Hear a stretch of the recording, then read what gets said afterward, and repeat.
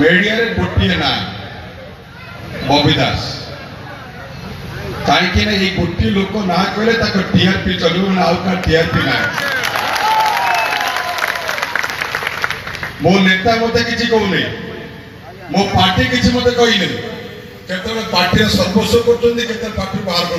कर चलते विजु दल किसी गणमाध्यम विजु दल ऑफिस चलाऊ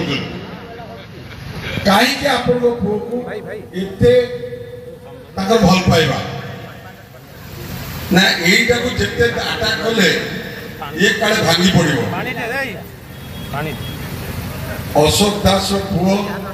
विजुर दास नवीन दास के भांगार चांस ना विजु पट्टनायक सहित रही मिसारे 29 मास जेल जो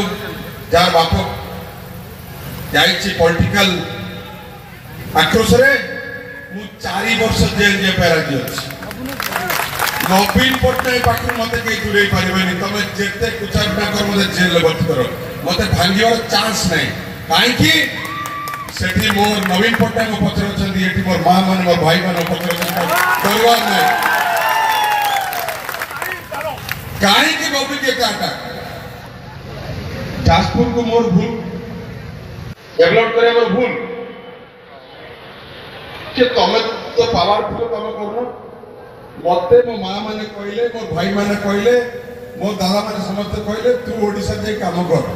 मु जाय कि नवीन पट्टनायक पे काम करली पार्टी पे काम करली ओडिसा पे काम करली मोर प्राप्य मु कोनोसी क्षमता न नै कि कहली मो जाजपुर को डेवलप कर दियो